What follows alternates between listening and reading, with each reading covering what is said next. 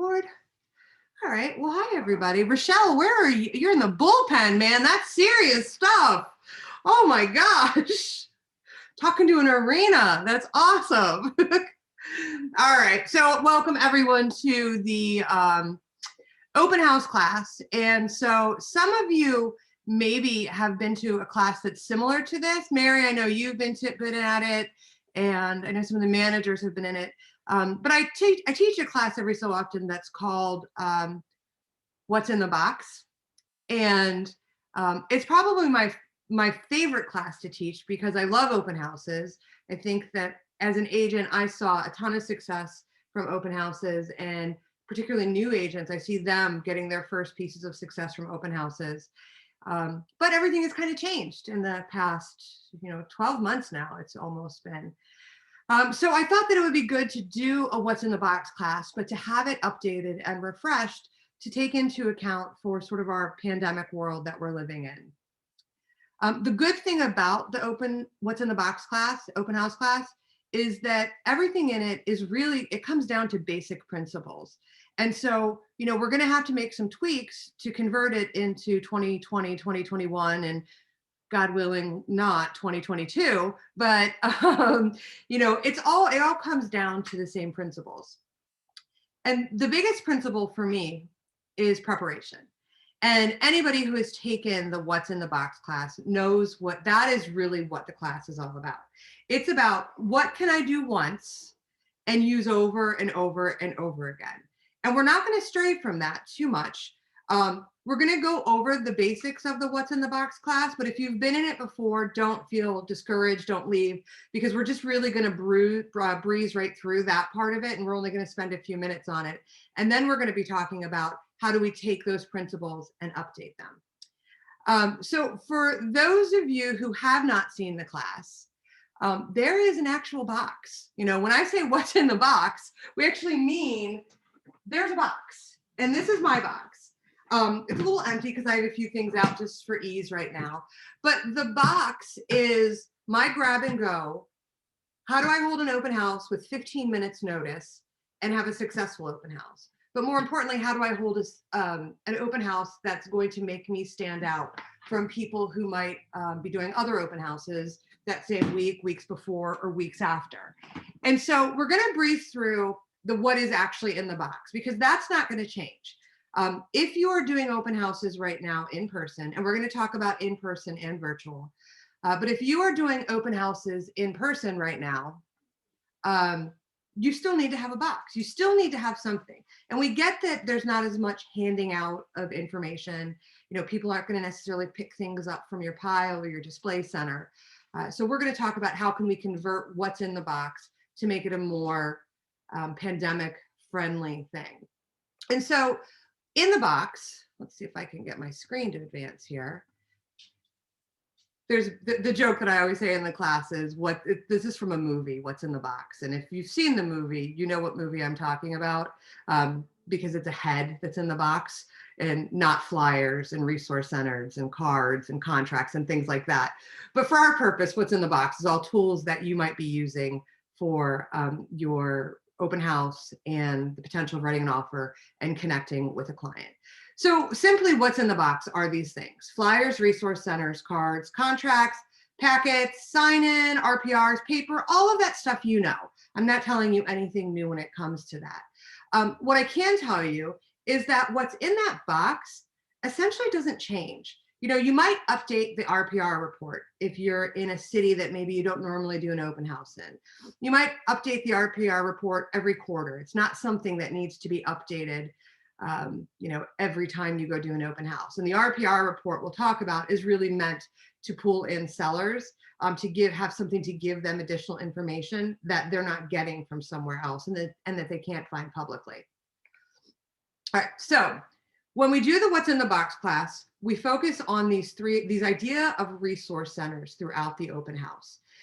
Because what I want you to do is I want you to visualize the worst open house you've ever had. And I can tell you mine in a heartbeat. It was on a Sunday at noon.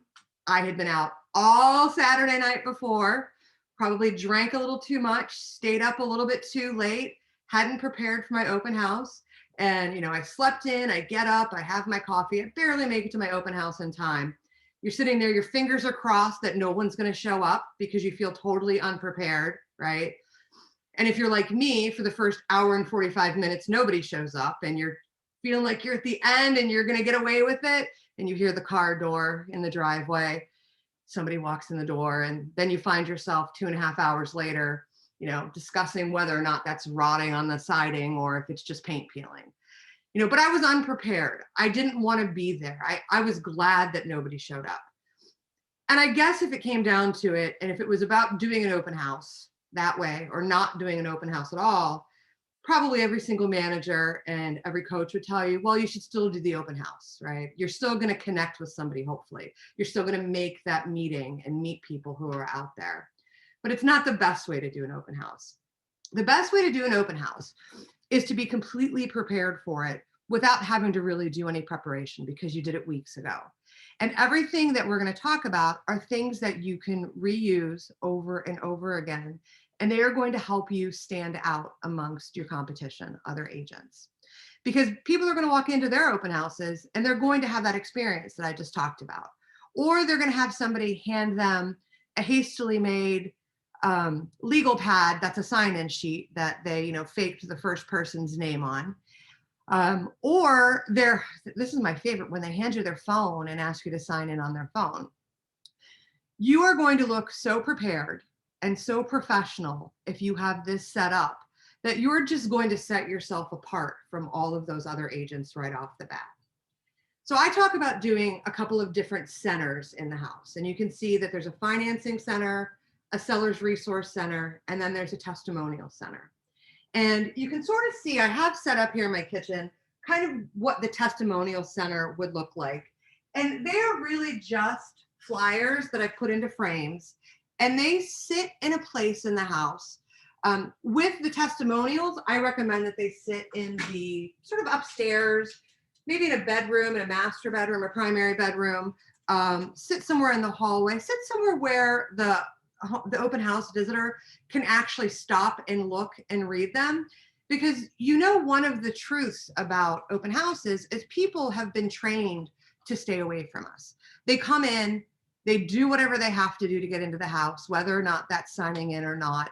And then they quickly get as far away from you as possible because they have been trained by previous open houses that an agent is going to badger them or an agent is going to try to pin them down and get them to answer questions. I think the best thing that you can do is introduce yourself, welcome the person, and then let them explore and let them, get a little comfortable in the space. And as they're walking around, they're going to see these centers. And every time they see these centers, you can see on these flyers, they see your picture, they see your name. And so it's reinforcement over and over again of who you are. And every time they see something like that, they get a little bit more comfortable with you, even though you haven't had a lot of face-to-face time yet. So the first thing here is the financing center, and we'll go back to the review center. I think that's the third slide in this section. But so the financing center is something that I do think you could keep close to yourself. So if your sort of main point in an open house where you're standing is in the kitchen or the dining room, you tend to stand somewhere a little bit more general.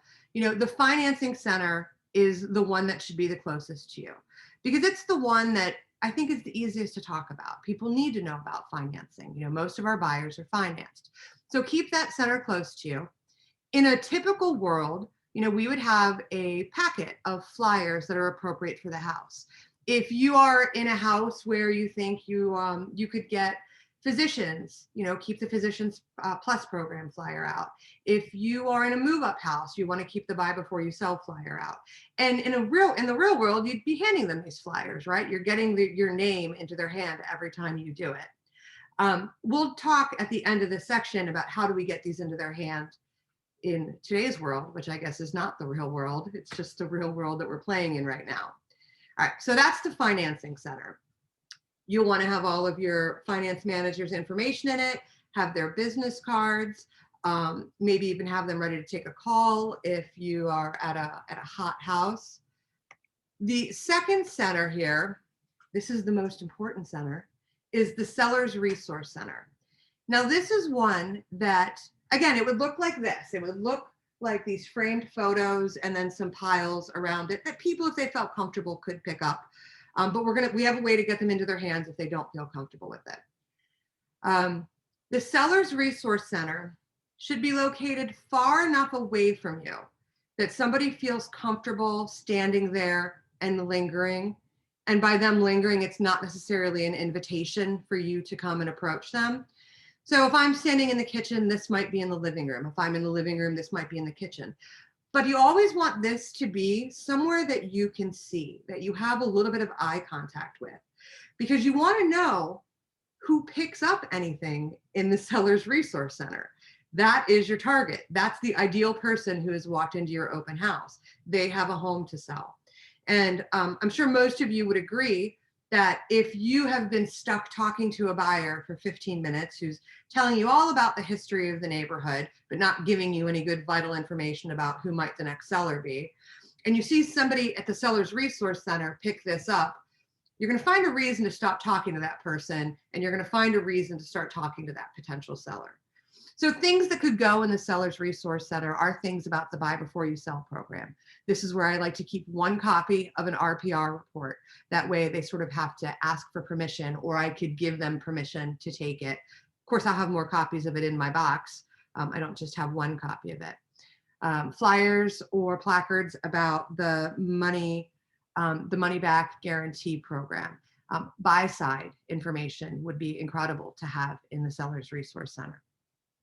And then the third resource center is the one that I touched on earlier, and that is the testimonial resource center. And this is the one that I like to put further away from me. I don't need to see somebody stopping and lingering here, but we have all come to understand the importance of reviews, right? Reviews are just about I would say one of the most important things that we can do. Nobody goes to a restaurant without reading the reviews to see what other people thought of it first. You don't stay at a hotel without reading the reviews and seeing what other people had to say about it. So this I want to put somewhere where people feel that they could stop and spend some time and actually read them.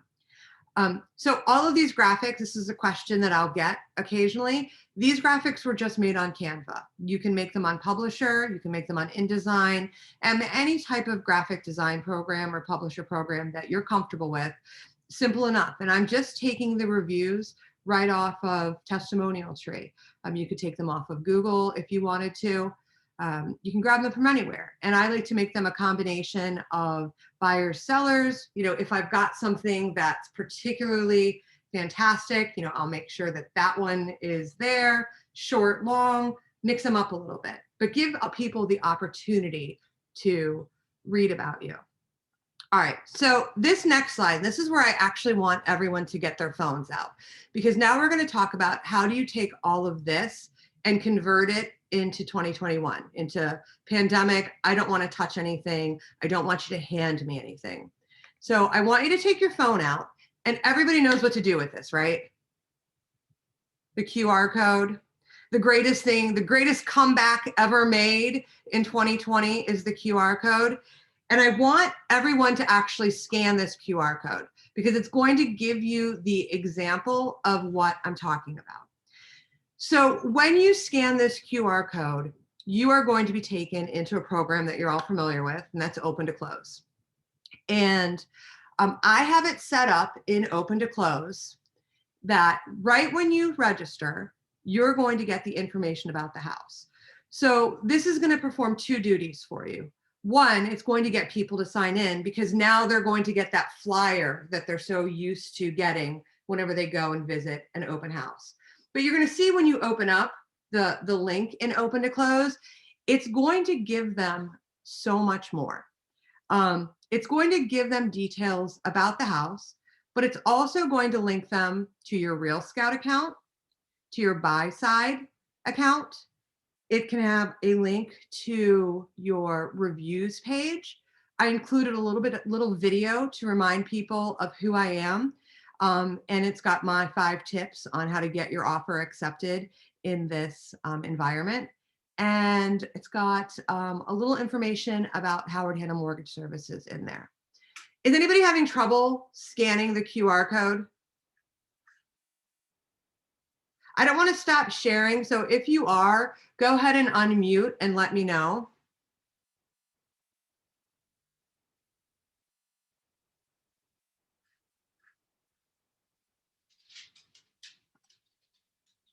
All right, it looks like everyone's doing okay with it. So I actually am going to stop sharing right now. So if you have not scanned this, please scan it because this is what I'm going to be talking about next because I want the open to close to open for you. And I can see my phone's been going crazy with all of you registering, so know that when somebody registers through open to close, you can actually have it set up so you get a text message notifying you that you've got a new lead that's been entered into your Moxie alerts. So it'll go into engage as well. All right, so I'm going to stop share. I'm going to check the chat real quick. Oh, I'm sorry, Elizabeth, but I'm going to show the screen right now. And I forgot to actually have it set up. So bear with me while I go into my email to find it.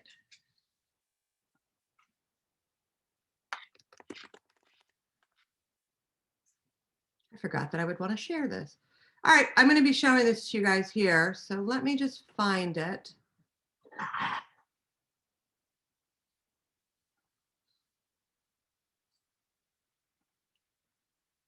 Okay.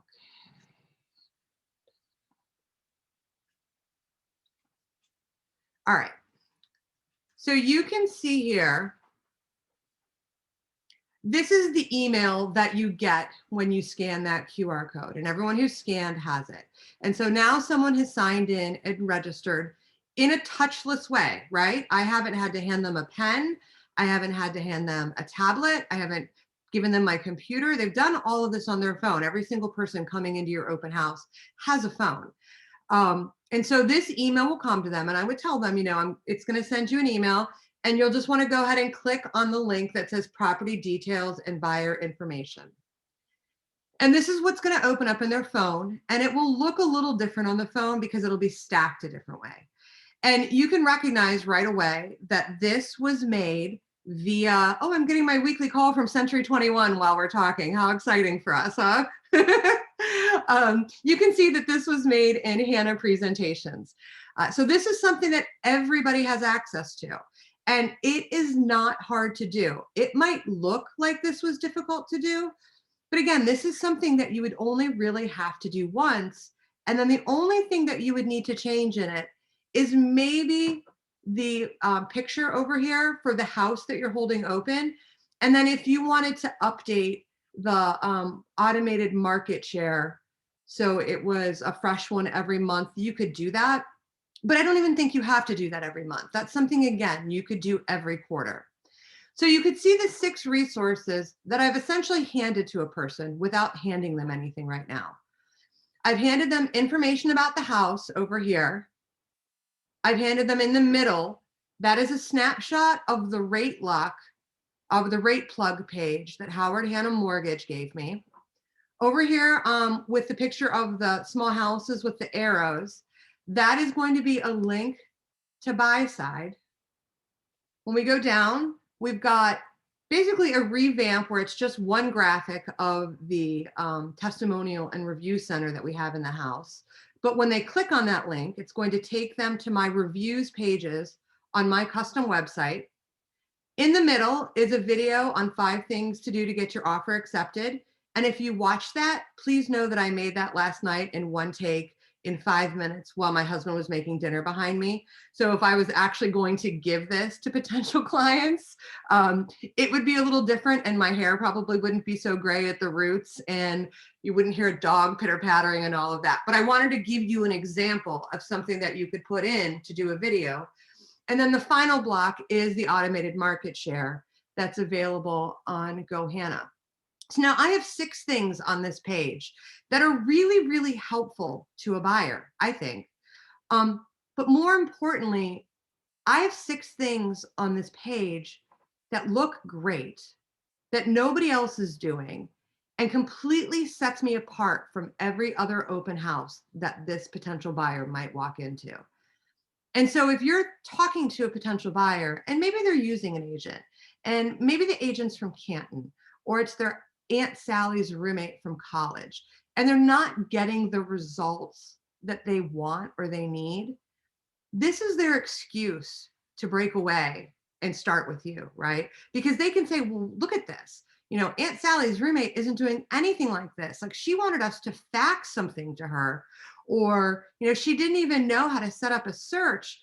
This is showing that not only do you have access to incredible technology, but you know how to use it, and you know how to use it to your buyer's advantage. So I'm going to click on a couple of these things just to show you where they go. First, I'll click on over here, which you could see is a screenshot from Real Scout. But when you click on it, it is a link directly into my Real Scout account.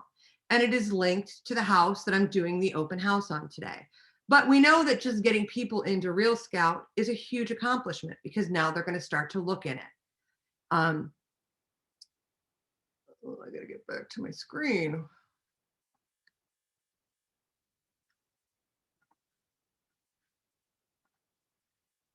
All right, going back. Like I said, this was a link to the rate plug sheet for Howard Hanna Mortgage. And when I click on that, it is actually going to take me to that full rate plug sheet that has the Howard Hanna Mortgage lender's information on it, and then also allows a potential buyer to play around a little bit. And this is where you might say, well, aren't we giving them too much information? No, because they already gave us the most valuable information there is. In order for them to get this, they had to give us their email or their phone number, right? And so I can give them everything at this point, because now I have my way to connect with them. And all I'm doing right now is showing my value. So over here on this graphic, the have a home to sell graphic, that's going to take somebody to the home valuation page in buy side. And now, if you see someone who's registered for your open house, and then you see them get their home valuation, even if they don't put in their information, even if they don't give you the full lead, if it's just a partial lead, that's amazing information to have. This is the person you're going to hunt down, and you're going to find, and you're going to figure out how to start to connect with them. Again, this one in the corner here connects just directly to my reviews page on my Howard Hanna website. And so you want to make sure that you have that nice and completed and robust. And remember, it doesn't have to be previous clients if you're new. It can be previous colleagues, it can be family members, it could be your advocates, your sphere. I'll go over here to Lala Point. Now, I had to host this video somewhere, because you can't just post a video. So I did host it right onto YouTube, and it's a private link. And if you guys need help with that, that's something that I'd be more than happy to show you how to do. Once you've done it 1 or 2 times, it's very easy. And then the final thing is the video in the middle, because I want them to remember who I was. Because hopefully I'm going to have been the most warm, friendly person that they've met that day. And I'm giving them tips, even though they're not my client. Help my buyers get their offers accepted in this crazy low inventory market. The first thing, obviously, is price. We always have a good conversation that allows the buyer to understand that you're probably going to have a very high list to sale price ratio right now. We never advocate for anyone overpaying for a property. The second thing we talk about is dates. And dates are the thing that most buyers can be most flexible on. If you can leave your dates open-ended for the seller to decide, they will be more likely to pick you, because number one, you're going to work with their plans. And number two, you're going to show that you're the type of buyer that they want to work with. Number three is inspections. And there's been a lot of talk lately about buyers not having home inspections. And that's just something that we cannot recommend. A home inspection is your chance to learn about the property and learn how to be the property's potential new owner. But what you can do to send a signal to the seller that you're going to be the best buyer to work with is to put a limit on the amount that you would ask for as a result of home inspections. For example, we're willing to take ownership of the home as long as the recommended repairs are less than $3,000, meaning that you're not going to nickel and dime them when it comes to the inspection release. Number 4. And this is one that's super popular right now, the appraisal bridge. The appraisal bridge is very complicated, and so you would want to sit down and have a conversation with me, and I would explain to you what the purpose of the appraisal bridge is, what that could cost you out of pocket, but how it could greatly impact your offer being accepted. And number 5, we always use this one as a last resource. If you want to show the seller that you are confident in financing and that you are confident in your ability to close the deal, you can make your earnest money non-refundable after the home inspection contingency has been released. If you just take 1 or 2 of these ideas and incorporate them into your offer, you're going to show the seller that you're the type of buyer that they want to be working with to get their house closed.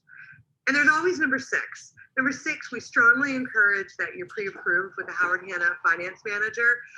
When you're pre-approved with Howard Hanna Finance, the seller could know that your pre-approval is strong and it's worth its weight in gold.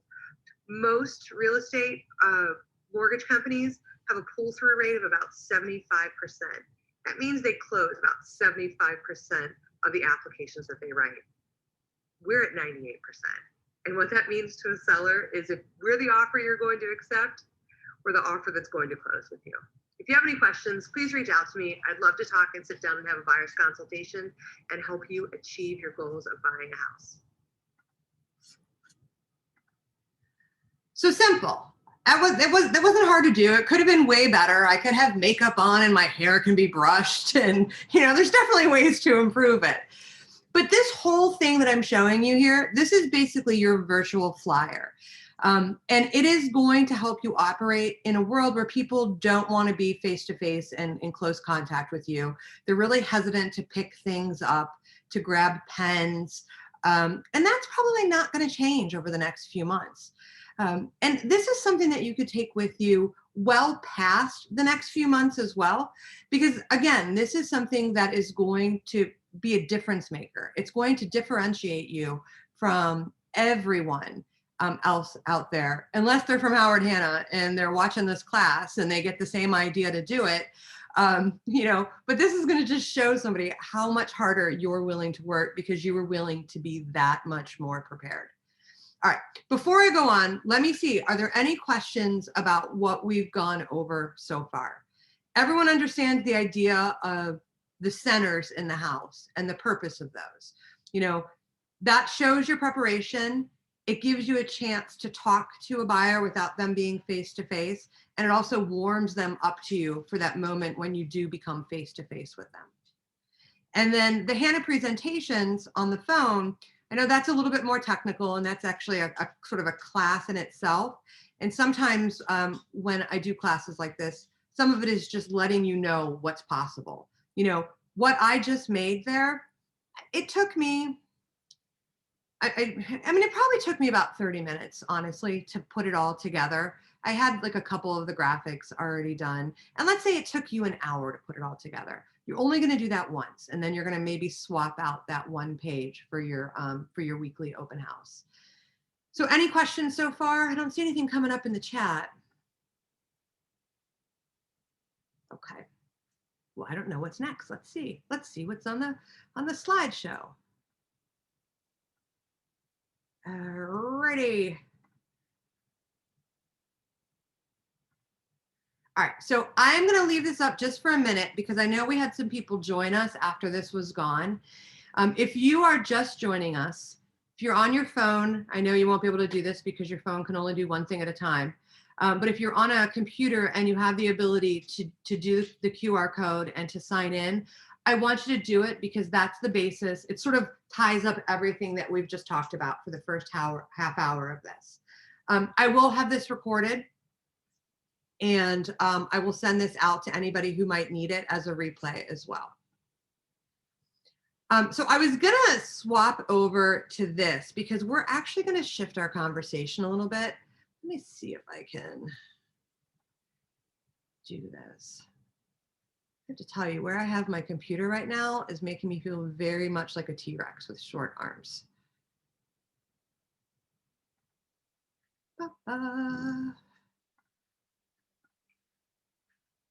right, you guys can see this, right? All right, so this was something that I just ran across I think it was on Facebook yesterday. Oh, hold on, I opened up the wrong one.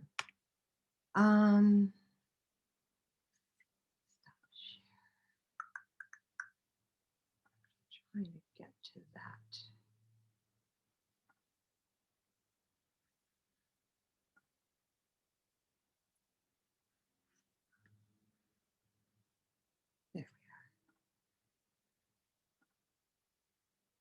So this is a video I found on Facebook. This is absolute insanity. Car after car parked on the side of the road. This was the scene at an open house in Lancaster on January 31st. Realtor Stacy DiFilippo recorded the video. You know, there were hundreds of people that showed up, and, you know, I had a buyer that I was bringing, and it's frustrating because you have to wait hours to get in, and sometimes you don't even get in at all. So you have normal seasonality, you have the virus getting worse again around the holidays, and now the snow. You put all those three together, it's pushing inventory down as demand is soaring. Scenes like this are becoming more common in the hot Massachusetts real estate market despite high prices. So we listed our house on January 27th. Well, we know how that story ends. And that actually takes place in Massachusetts in a town that's called Waltham. And it's real important that you know, if you ever go to Waltham, that it is pronounced Waltham and not Waltham, because they will tell you right away, because that is where I landed in a plane once to drive to Boston. And I said, we're going to Waltham. And the taxi cab driver actually looked at me and said, there isn't a town named Waltham, but there is a Waltham. And I literally wanted to smack him over the taxi seat. I was just like, you gotta be kidding me. So if you ever go there, it's Waltham. But it sort of points out to me that there are three different types of buyers right now. There are those buyers who are waiting 100 deep in their cars in the snow in Waltham, Massachusetts. I would say that those are A buyers, right? Those are buyers who are ready, willing, and able. I mean, those are hot buyers. There's the B buyers who know that they're going to move sometime this year. They know that it's in their plan. No urgency at this point, really sort of just getting the plan together. And then there's the C buyers. And the C buyers, we actually sell a lot of houses to C buyers. And C buyers are, hold on one second. So C buyers are these buyers. You guys all saw this weekend, right? Other than the heart-wrenching fact of Zillow getting a national platform of Saturday Night Live, this was pretty funny because these are your C buyers. These are the buyers who don't even know that they're shopping for a house. You know, they're the people who all of a sudden see opportunity or see a better life, and they become real buyers, and it happens real fast. So we know that everyone goes to certain websites to look at houses, including ours. You know, we know I have a client who's been in their forever house, and I truly believe that it's their forever house. And I can see her on Real Scout looking at houses every single day of her life. It's her hobby. It's what she does. But I guarantee you what's going to happen is at some point she's going to find a new forever house, and she's going to call me, and she's going to laugh, and she's going to say, Chris, Dave and I want to go see this house. We know when we bought this other house that we told you it was our forever house, but the girls are bigger, we got a bigger dog, and this house looks like it's just going to be amazing. So she's a C buyer. She's a buyer who doesn't even know it yet.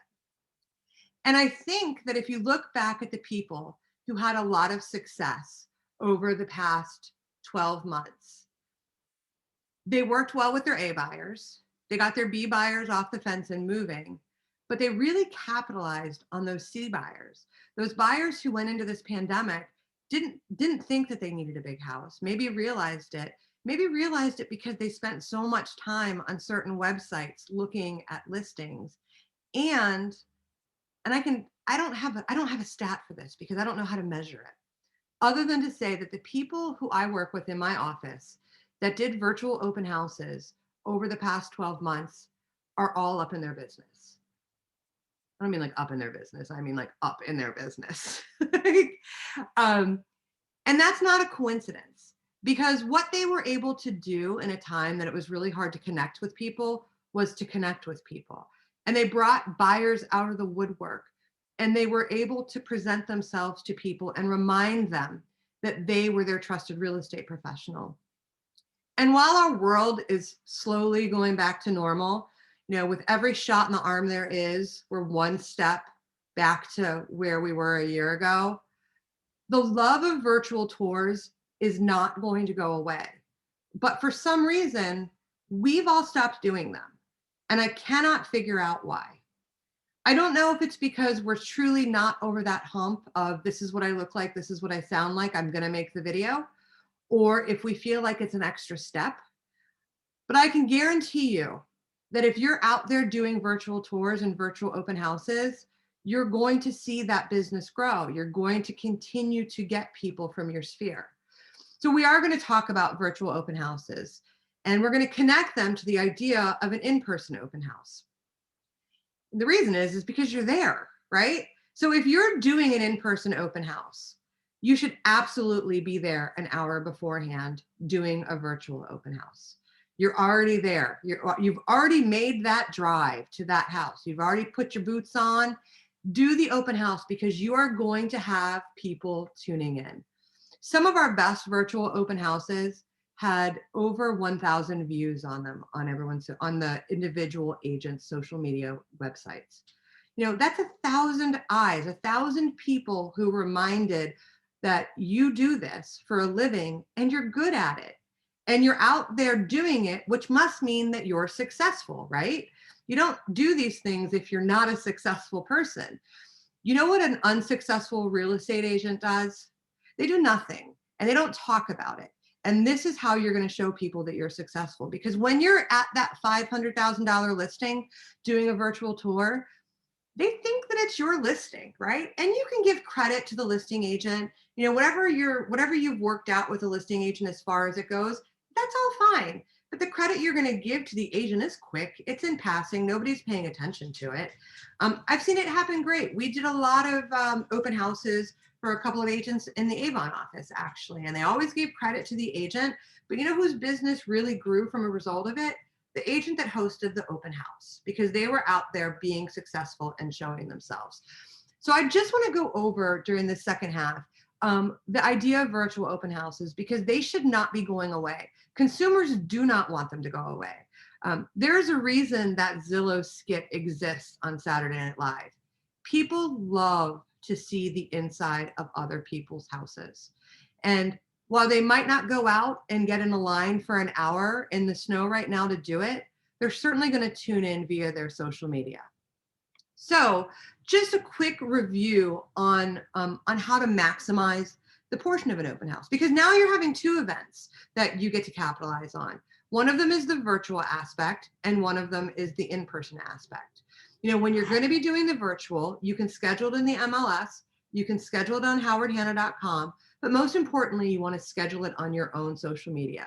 So you want to do it on your business page with a Facebook event and share the Facebook event to your personal page as well. You want to share it to Instagram, you want to share it to LinkedIn. If you're looking for content for LinkedIn, this is a really easy way to do it.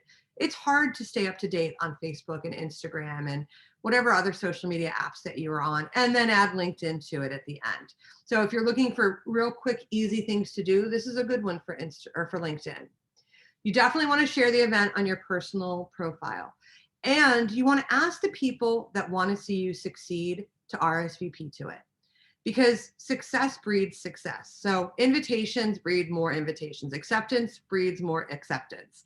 So if you've got a Facebook event for your virtual open house, it's going to be from 12:30 to 1, and there are 15 people that have RSVP that they're going to go, it makes it a lot easier for that 16th person to hit, yes, I'm going to go to this as well. And then they get the reminder that they're going to go to it. You want to advertise your virtual and in-person open house by posting some sort of teaser in advance to it. And so this could be a day before. Day before is probably the right target. It could be 2 days before. It could be a picture of something interesting in the house, the neighborhood. I love doing signs like that in the middle where it's a picture of me with the handwritten chalkboard or holding up a sign, because, you know, if this is on my personal page, everybody wants to see what you look like every day, right? They want to know what you look like on a Tuesday as well as on a Saturday night. So they're going to look at the picture. You could post a video. I am a huge fan of videos. I got over it a long time ago. This is what I look like. This is what I sound like.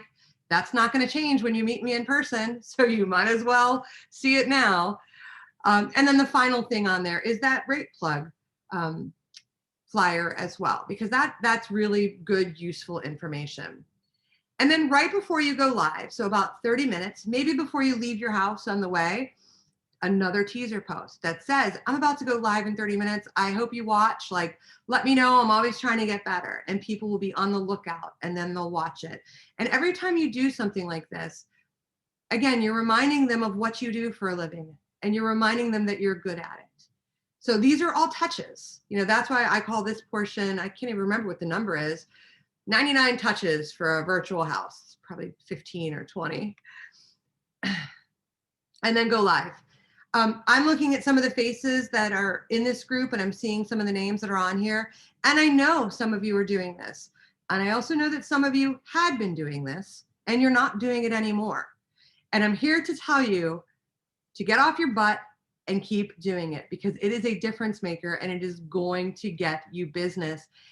And here's the best part about it. It doesn't cost anything, right? You're just going live. And if you really screw it up, and that never happens, you know, when you screw up, you laugh about it. But if you really screw it up, let's say you make a terrible fair housing violation, and it happens. Sometimes you walk through and you're like, look at this adorable nursery. This house would be great for a family. And then after you're done with it, you're like, oh my gosh, I just recorded myself making a fair housing violation. You don't have to post the live video. You know, you don't have to make it a post. It could disappear and now it's done. But that doesn't happen that often. Now, when you're done with it, you want to make sure that you're taking full advantage of what you have just made. So you've got a good video, you've got a good walkthrough, you're trying to develop your YouTube page. You can download that live video and put it on YouTube as well. And so it can be used in a bunch of different places. Once you download it, you can use it on Instagram and you can get it onto IGTV. And that's going to take advantage of a whole different group of people that may follow you on social media. You know, I know a lot of us follow people both places, Facebook and Instagram, but I also get the fact that I'm a 46-year-old mom who is probably not doing what I need to do on Instagram. I'm a little too Facebook heavy for the future. And I'm trying to make those changes. And it's hard for me because I don't always have the content. I don't have the pictures of the pretty shoes and the snow and the coffee cups and all that stuff. But what I do have is I have these videos of these open houses, and that can be some of the content for me on Instagram and IGTV. And now I'm showing it to people who are only following me there. Frankly, I can't imagine why somebody wouldn't follow me in all places, but that's beyond me. And again, YouTube, you know, one of the things that we do need to be doing is developing our YouTube. For every time we focus on one of these sites, whether it's YouTube, Google business page, Instagram, Facebook, you're increasing your SEO optimization. That means when somebody runs a search on something to do with you, you're going to come up higher. You know, you might even hit the first page, which is amazing because a lot of people that hit the first page are paying millions of dollars for that to happen. And again, LinkedIn is another place where you can do it. If you are the listing agent, you can post your virtual tour on the MLS. Now, there have been some rules that have come out since I originally made this slideshow at the beginning of the pandemic. You have to be very, very clear not to discuss your brokerage or your name if you're going to post it on the MLS. It can't be any identifying information. You can't say, give me a call for a private tour. Can't say it's listed with Howard Hanna, because all of that goes against the MLS rules. When we first made this, they were very lax about it, and they were kind of like, do what you got to do. We're all just trying to survive. But now that's something that would catch somebody's attention. So you do want to make sure that you've got, it's called an unbranded version. And maybe your unbranded version is not the one that you went with live on your Facebook page. You know, maybe you stay after the open house and you just make a quick unbranded version, being very careful to not mention those things. And then obviously after you've done your open house and you've had, you know, 500 viewers and all of your friends have commented and your Aunt Nancy said that you look great and she's so proud of you, do a follow-up post. Tell people how many people watched your video. You know, reshare it and say, can you believe that 650 people watched this video? I'd love to know what you think. Because you know what's going to happen? You're going to get another 100 people to watch that video. And it's all about staying in front of everybody. So that sums up everything that we just went over with the 15 points of content contact. And then just some final points on the virtual aspect of this. You know, Facebook favors live videos. It is going to, if you're doing your live video from your business page, if you've ever posted a post on your business page and you look at the audience reach on it and you've had a sad moment when you said, oh my gosh, this got delivered to 7 people. If you're going live on your business page, that's not going to happen. Facebook wants live content. Facebook wants video. So it's going to give it to more people. And then obviously you're going to put it on your personal page as well. But that is a question that I always get about the virtual open houses, and that is business or personal. I can tell you that the strict answer to that is business, and that is for compliance reasons.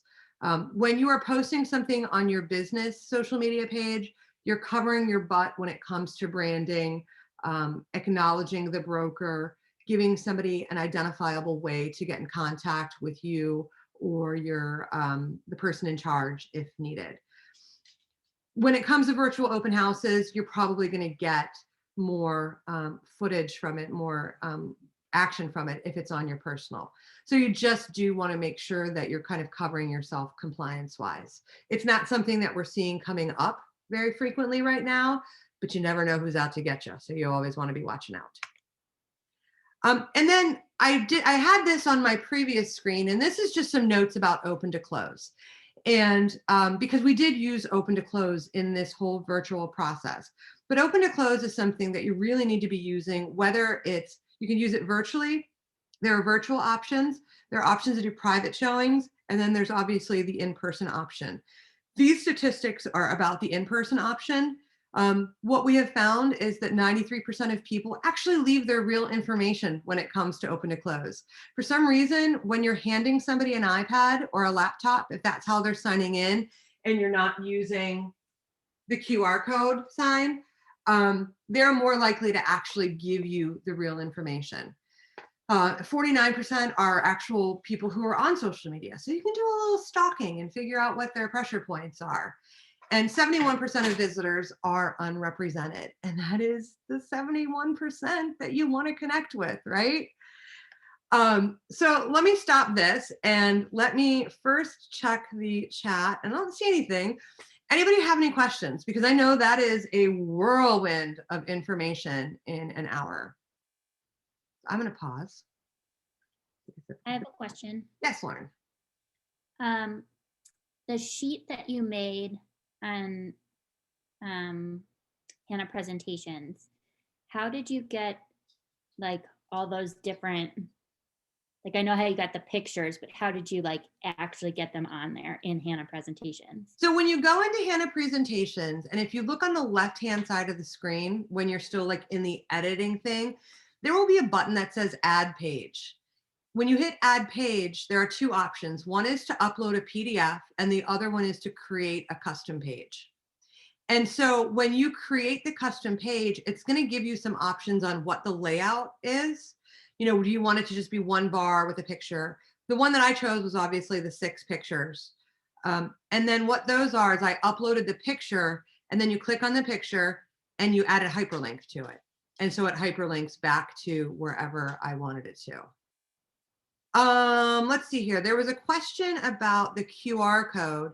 So the QR code that I used, and don't scan this one because it's not an accurate one. This is for a different class. The QR code that I use is actually available to you through Open to Close. And so just try to remember off the top of my head. Number one, you can, this is something I know your managers can help you henpeck your way to. Sue, I'm looking at you. But it's you go into, it's like the sign up sheet, and there will be a tab that says view print version. And under view print version is where you can actually grab that QR code and you just take a screenshot of it and use it as an image and pop it into whatever you want. You can actually print the page that's right there, but it's very institutional and unattractive, you know, so really you just want to grab the QR code from right off of there. Will I be doing a Hannah presentations class? No, that's Megan Kopp's territory, isn't it? So we're going to have her do a Hannah presentation. Oh, yes. Thanks. That's your territory. I'll be right on that. But if for some reason Megan doesn't want to, you know, I don't mind doing this. How do you use open to close for a Facebook Live open? Okay, this is hard to explain without showing it, and I don't necessarily want to go into it. But whenever you put the property in to open to close, so you're either putting the MLS number or you are creating, you know, a property. Whenever it says, you know what, hold on, I'm going to have to actually look because I don't remember. It's not super challenging.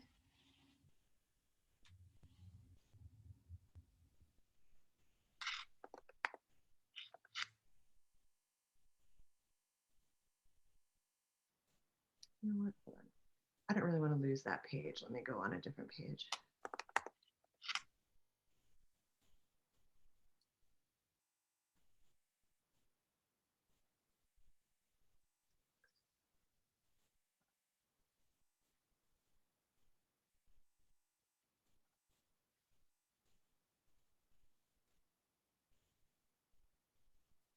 Okay, so I created, this is the actual one that I used today. Let me see. I have to like peck around a little bit sometimes. I think it's this edit sign in. Yeah, edits. So I'm going to close that and show you what I did. So over here in the more edit sign in forms. And now you'll see over here that there are 4 different options. This is your default because it's the in-person open house. The second is the virtual open house invitation, virtual tour request, and private event. So I think, Liz, what you were asking is the virtual open house invitation. So you get somebody to register for you, and then you actually schedule a session here, and then that gives them all of the information for where they are supposed to tune in at. If you've got something pre-recorded and you want to use it to market a listing, then you would use this virtual tour request, and then it would have the link to the video hosted on YouTube right there. You know, the real benefit of using this open to close is that it is meant to eliminate steps for you. You know, so now you've got somebody who registered, and when you register them, instead of just registering them through, you know, a Google Sheet or just an email or a reply, if they register through open to close, then they're going to go into your Engage, they're going to get set up in Real Scout, and so much of that hard legwork is going to be done for you. And that's all the questions I have. I have another question. Yeah, another one. What advice do you have on approaching list agents to ask about doing a virtual open house?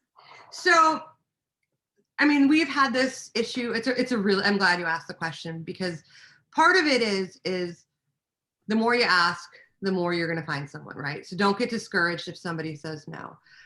I do think for the managers that are on the call, it's part about what we're able to talk about with our heavy listers, because what we have to get the heavy listers to realize is that when you do a virtual open house on your social media, you're not taking any of their clients. You know, your worlds, you know where your worlds overlap? All these people in the middle, they're realtors. Like, so they're not going to be either of your client. All of these people are yours and all of these people are theirs. And if you do a virtual open house at their listing, you're not taking business away from them. So there is a little bit of a struggle to overcome that hurdle. So I think as managers, we can talk about that to encourage people. The most important thing I think that you can do is just making the relationships with the listing agents, because then they know, trust, and like you. They know you're going to represent their product well. You know, they know that when the video goes out there, if their seller somehow sees it, they're going to be pleased with the result of it. And I know that's really hard right now in this sort of limited office environment, but I think in general, that's the best way to do it. The second thing I think that you could do is don't always do them on a Sunday, because then if you're not doing them on a Sunday, so if you're doing your virtual and it's just on a Thursday night, that listing agent may be a little less likely to think of it as an open house, you know, as missed opportunities. And they're just thinking of it as, I would like to do, you know, an online walkthrough of your house and show it off and try to get it in front of more people. So I think that those are probably the best ways to get it. But persistence is the key. That's what I would have to say. How about other managers? Do you guys have any insight on that? Just shaking her head. In our office, people just send out an email blast to just a general, hey, I want to do an open house. Does anybody have an open house that, any place that, and inevitably somebody has a listing, although listings are a little low right now. But usually there's somebody who will reply and say, hey, hold this one open. Or if you have a particular property, reach out. I have personally reached out to agents and said, hey, I really like your property. Are you okay with me doing a virtual open? Mm-hmm. And I give them the date and the time. And I've never had somebody say no to me when I've reached out to them. And I think that speaks to the culture at the city office. They all really get along really well. So I think because we all get those emails every week, I want to do an open house. Who's got an open house? And it's funny because I always tell my new agents, like, when the listing agent is the one that says, does anyone want to do this open house? What's wrong with it? But at the same time, I think that any house is a good open house. If we have to stop focusing on the, $450,000 listing in Rocky River and the $350,000 listing in Lakewood. And, understand that the $90,000 listing in Old Brooklyn or West Park is just as good as an opportunity. It's a different open house because now maybe you're walking through it and talking about potential and possibility. And, you're appealing to, yes, a different, maybe lower buyer, but you may be appealing to an investor who wants to buy 10 houses. So don't get hyper zoomed on it's got to be the hottest, best, rehabbed, hit the market last week house.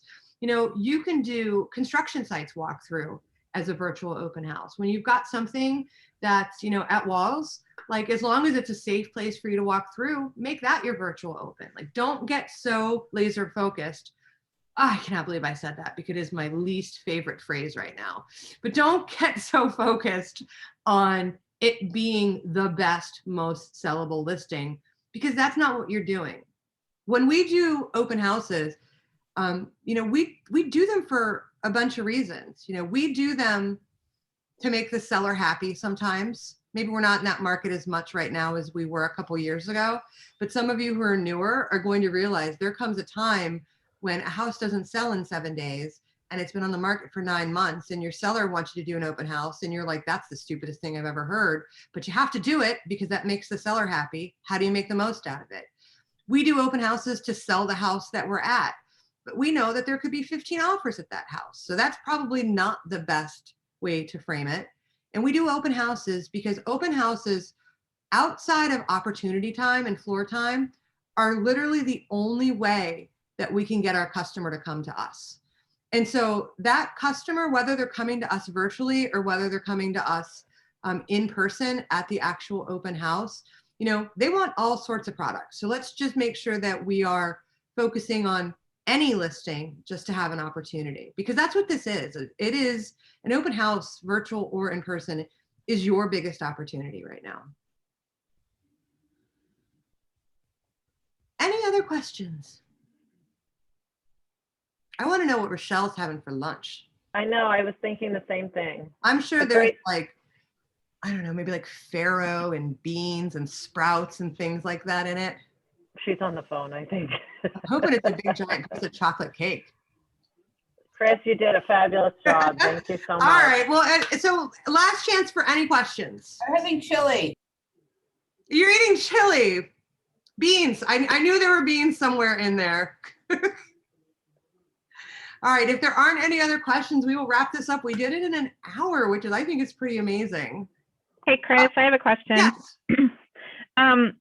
So I've done this once, and I had a hard time on my phone answering, like if someone asked a question, like responding to anyone on the phone who might post a question at the same time as like focusing on the video. Do you know what I'm saying? Like, I do. Yeah. It was very awkward.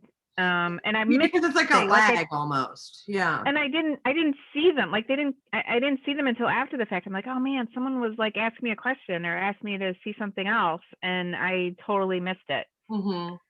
So let me a couple pieces of advice on the phone whenever you're at the virtual open.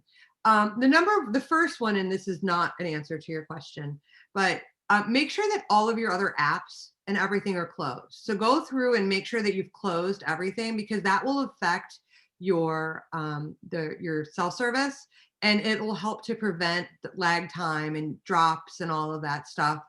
And if you're at a large property, you might want to test out whether or not your phone is going to drop off at certain places. You know, we've done some larger properties where you've tried to walk the grounds and things like that. And if it keeps dropping, people are going to stop watching, you know. So that just reminded me of that. But I think to answer your question, it can be hard because you're trying to stay focused. You're trying to sound, you know, intelligent and be really presentable.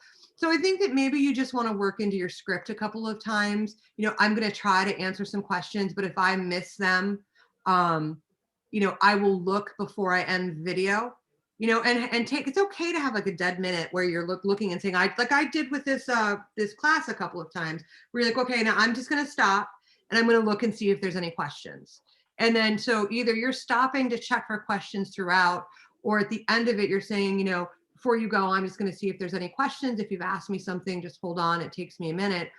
Or you could say throughout, you know, it is hard for me to pay attention to the live comments. Like, I promise you, if you ask me a question and I don't get back to you during this video, like I'll send you a message right after and we can either look at what you want to look at again, or I'll have the answer for you. Because we're only human, you know, it can be overwhelming. And especially if you haven't done a lot of the virtual open houses, the first couple of times can be a little scary. I'm not gonna lie. But I'll tell you what, the third time is much easier, and then the fourth time is way easier. And by the time you're doing it the fifth time, you're ready for a TV show. So so just keep doing it. All right, let me see. Can you use two different devices? Like you know, can you be recording on your phone, but then have an iPad set up somewhere that you're looking at for answering questions, or does that get too confusing?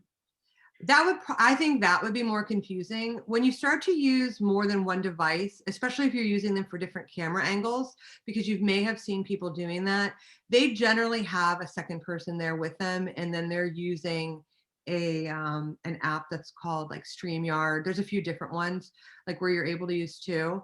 I think it would be pretty challenging, and it might be taxing again on the cell service.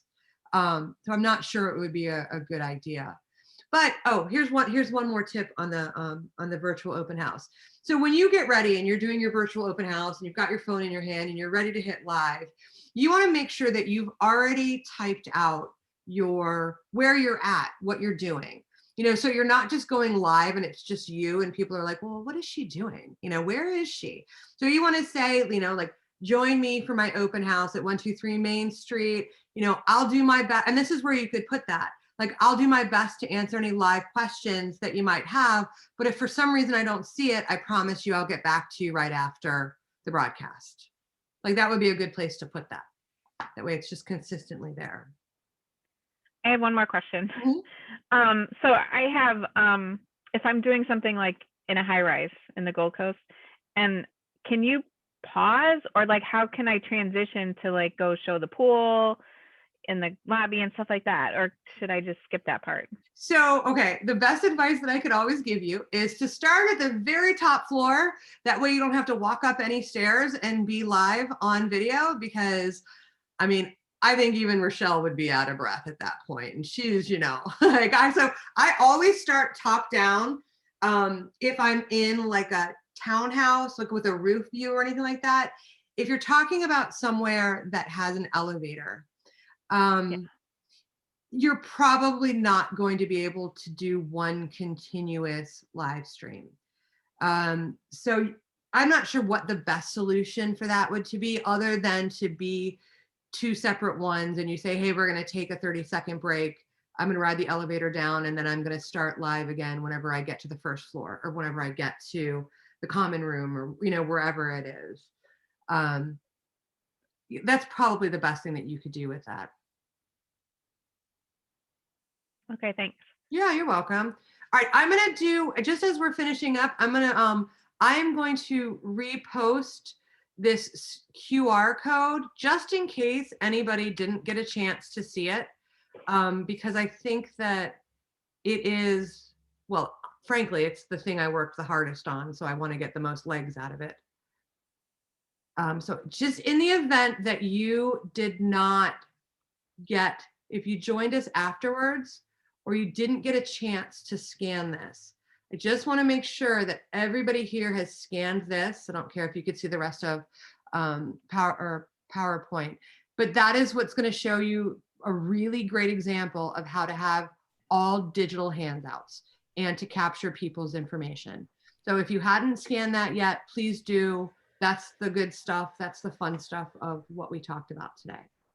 All right, last chance for any questions. All right, I think that's it. And yeah, so what I'm going to do is I'm going to send a recording of this class out to all the managers in the West region. So if you want to watch it again, if you didn't get enough of me, feel free to ask your manager for it, and they will have a link to where it'll be hosted on YouTube. Would you have PDFs of some of those the signage that you put up in open houses, just to give us an example? Susan, because you are my agent in my office. Yes, no, I'll send out the PowerPoint with the link to the video for everybody. Thank you. Because the what's in the box portion of this is something, it's evergreen. It's always going to be important. That's never going to go away. I don't think this virtual thing is ever going to go away as well, though. So I think we can consider that just a part of the new normal, and we need to be focusing on that just as much. All right, you guys, thank you so much for joining us, and I hope you have a great day. Thank you, Chris. Zoom wave! Thank you. Thank you.